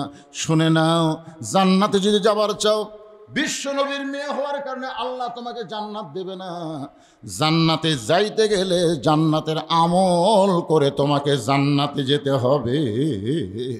অকরনা ফি বুয়ুতিকুন্না ওয়ালা তাবাররাজনা তাবাররুজাল জাহিলিয়াতিল উলা। আমার মায়েদের জন্য ওয়াজ করতেছি, 2-1 জন ওঠা বসা করলে তো বিরক্ত। কি মায়েদের জন্য ওয়াজ করবো না? কি কয়? আপনাকে ওয়াজ হয়ে গেছে, ওরা শুনবে আর আপনারা চলে যাবেন। কে রে পাগলা, এই মায়েরা ভালো হলে বইয়েরা ভালো হলে লাভ কার? আমাকেরই তোলা খারাপ, বুঝতেছেন না কেন ভাই জান? এখন আমার যে মায়েরা কিছুদিন পরে মার্কেটে যাওয়া শুরু করবে। আপনাকে এলাকার মায়েরা যায় কিনা? আমাকে এলাকার যায়। এক যুবক তার ছেলেকে নিয়ে আমার বেলকুনির সামনে বাবু তো করতেছে, সন্তান খালি কাঁদতেছে, হাতে একটা ফিডার আছে দুধের, মুখের মধ্যে ঢুকে দেয়, সন্তান আরো জোরে কান্দে। আমি কলাম, কে রে পাগলা, এত সন্তান কাঁদতেছে, মায়ের কাছে নিয়ে যায়। না ফিডার আছে, যতই ফিডার থাকে, দুধের ফিডার দিয়ে বাচ্চার কান্না থামার পারবি না পাগল। বাপের কোল হচ্ছে শক্ত আর মায়ের কোল হচ্ছে লরম রে। তুই যতই বাবু তো কয়, কান্না থামবি না, যা মায়ের কাছে নিয়ে যায়। তখন বলতে যে হুজুর আর মা তো নাই। আমি কলাম, নাউজুবিল্লাহ, মাফ করে দেবো। আবার কবে মরছে? হুজুর মরার কথা কনকেন, মরবি খেন। তার মা এখন বাড়িতে নাই, আমার ভাবির সঙ্গে বগুড়া মার্কেটে গেছে। তো বগুড়া মার্কেটে তোমার ভাবির সাথে গেল, বাচ্চাটা নিয়ে গেলি তো পারতো, বাচ্চা তোমার না দিয়ে বাচ্চা নিয়ে যাবে। তো আপনি জানেন না হুজুর, মার্কেটে এত ভিড়, এই ভিড়ের ঠেলায় বাচ্চা যদি গরমে মারা যায়, এই জন্য বাচ্চা আমার দিয়ে গেছে। আমি কোনো ভিড়ের ঠেলায় বাচ্চা মরবে এটা যদি তোমার বিশ্বাস হয়, ভিড়ের ঠেলায় তোমার বইয়ের খবর কি? তো এই চিন্তা তো আমি আগে করিনি। তা আগে করবি না কেন? আমিও বলতেছি এই চিন্তা এখন আপনাদের করার দরকার আছে না নাই? আর সেই জন্যে আলহামদুলিল্লাহ, এই ছেলেরা কি এই গামছালে নামলো? আর নামুক, ঠিক আছে, দেন দিয়ে দেন। এই যাই নামাজ নিয়ে নামছ বলে দিচ্ছি। এই পাঠাগারের যে মাহফিল হচ্ছে, মাহফিল এবং পাঠাগারের উন্নয়ন কল্পে আমি পাঠাগারের সভাপতিকে বলতে বলেছিলাম যে আপনারা কি কারণে এই পাঠাগার করলেন, তার কারণগুলো একটু জনগণের সামনে তুলে ধরা দরকার।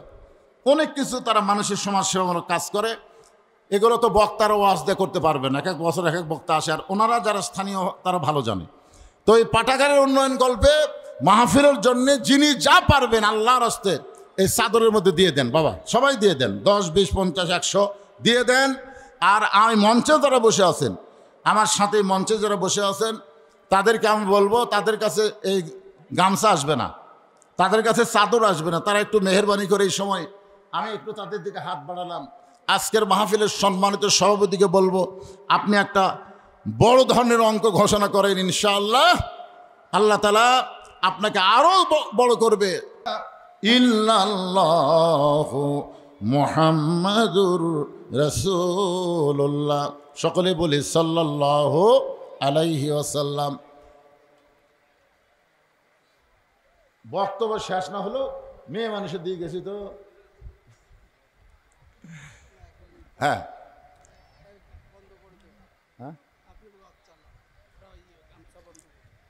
না, গামছা আদায় শেষ হলি ওই দিক দিয়ে বের হন, গামছা আদায় নিয়ে এখন আসেন, যাই থাকেন থাকেন, রোজার মাছ জোর অবস্থা করা যাবে না। আর আমি অল্প সময়ের মধ্যে কথা বলাই বন্ধ করে দেবো, কারণ আমার অবস্থা ভালো না, বুঝতেছেন তো।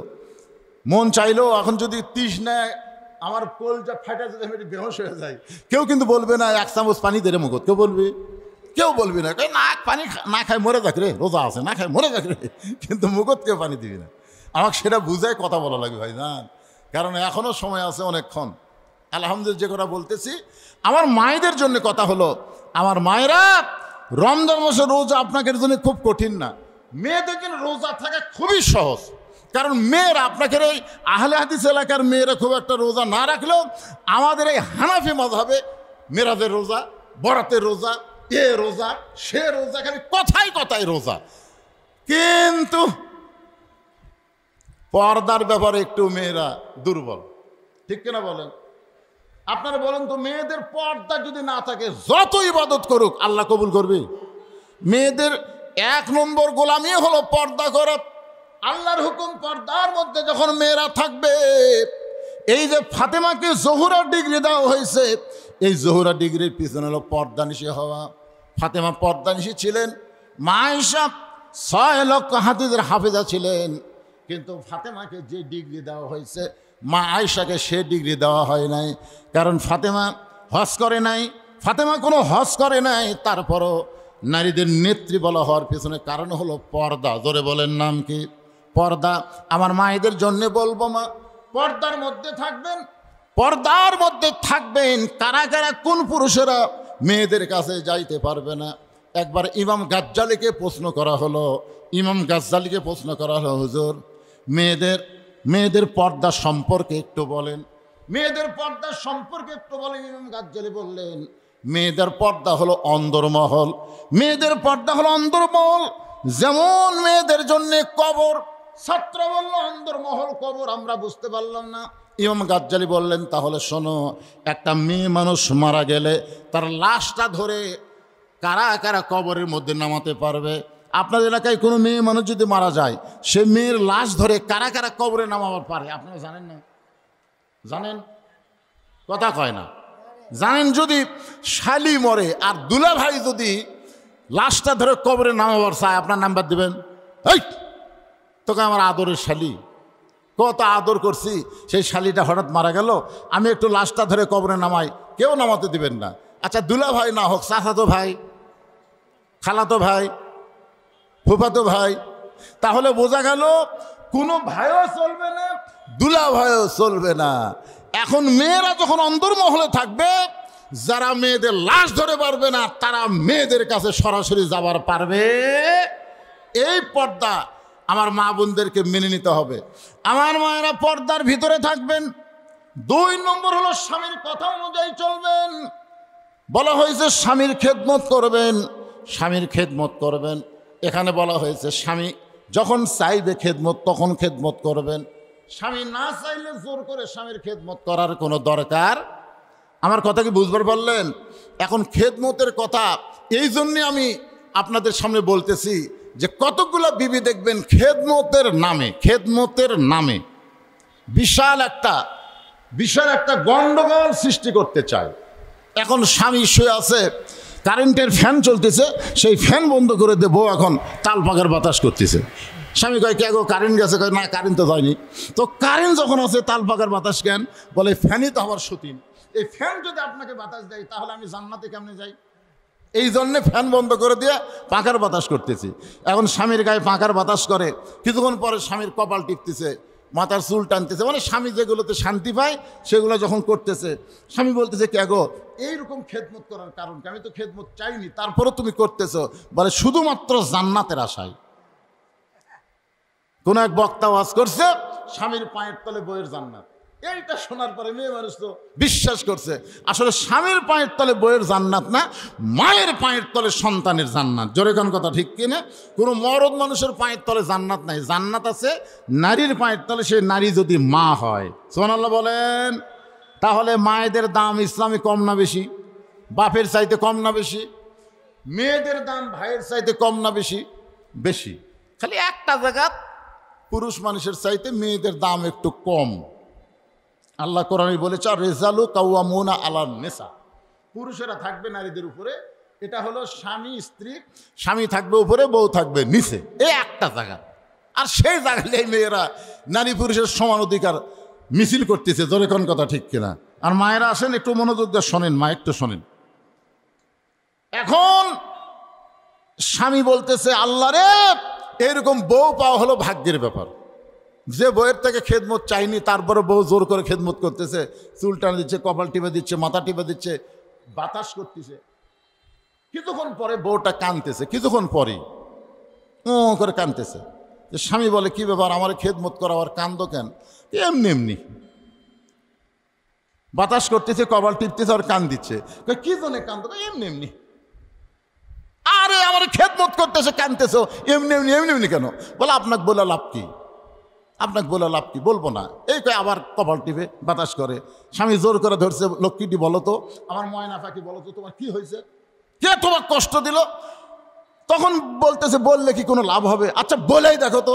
তখন বউ বলতেছে তুমি যখন শহরে চাকরি করতে যাও, তুমি যখন ব্যবসা করতে যাও, তখন তোমার বুড়া বাপ আর তোমার বুড়ি মা, এই দুইজন আমার কলজাত আগুন লাগা দিচ্ছে। মানে তোমার বুড়া মা এত ফ্যাস ফ্যাস করে, তোমার বুড়ি মা এত কুটকুট করে, এই বুড়া বুড়ির অত্যাচারে আমার কলজাত আগুন ধরে গেছে। এই বলতেছে আর বাতাস করতেছে। তো বলে লাভ কি? আপনার বাপ মায়ের বিরুদ্ধে আপনার কাছে বলে কোনো লাভ আছে? এখন যদি বাপ মার সাথে থাক পারছেন, তাহলে আল্লাহর রাস্তায় আমার বাপের বাড়িতে পাঠিয়ে দেন। আর যদি আমাকে নিয়ে জান্নাতের সংসার করবারছেন, তাহলে আপনার বাপ মাকে বাদ দেওয়া লাগবে। অমা আলাইনা ইল্লাল বালাক।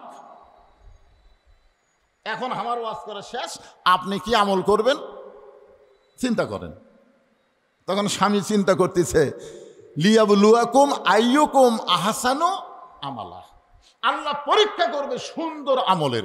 এই সময় বউ বলতেছে এখন আপনি কি আমল করবেন? তা আমার আমল কোনটা ভালো হবে? বাপ মা বাদ দেয়া বউয়ের সাথে থাকা, না বউ বাদ দেয়া বাপ মায়ের সাথে থাকা? না না, ভালো করে আগে চিন্তা করেন। আল্লাহ কিন্তু বলেছে লিয়াবলুয়াকুম আইয়ুকুম আহসানু আমালান, তোমাদেরকে পরীক্ষা করা হবে সুন্দর আমলের। আল্লাহ অন্য জায়গায় বলেছেন ওয়াকাদা রাব্বুকা আল্লা তা'বুদু ইল্লা ইয়াহু ওয়া বিল ওয়ালিদাইনি ইহসানা। আল্লাহু আকবার।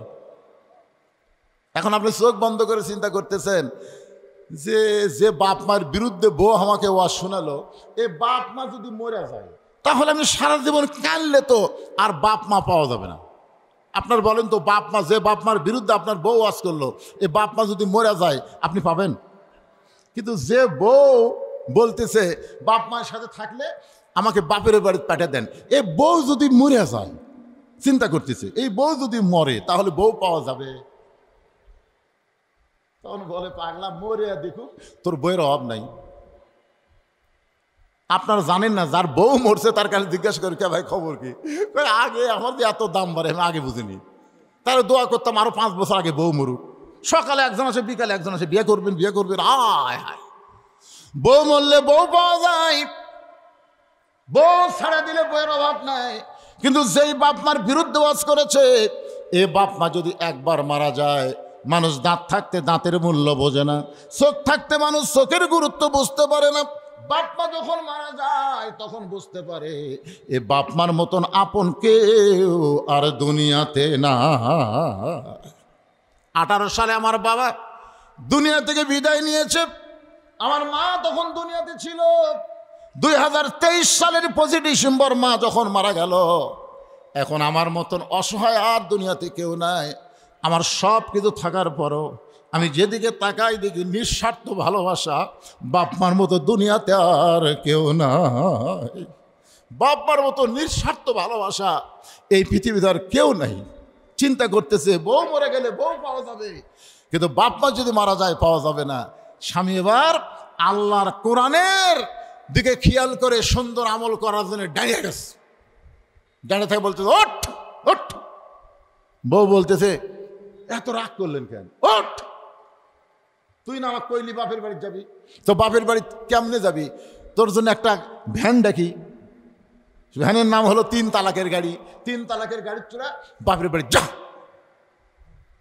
তখন কয় আপনি কি বুঝলেন, কি আমল করতেছেন? বলে আমার এটাই শ্রেষ্ঠ আমল রে। তুই মরে গেলে বউ পাবো রে, কিন্তু বাপ মা মরে গেলে বউ বাপ মা তো পাওয়া যাবে না। বউ দৌড়ে এসে স্বামীর পা ধরে বলতেছে আমি আপনাকে একটু পরীক্ষা করলাম গো, আপনি আসলেই ভালো লোক, আপনি ভালো স্বামী। সুবহানাল্লাহ।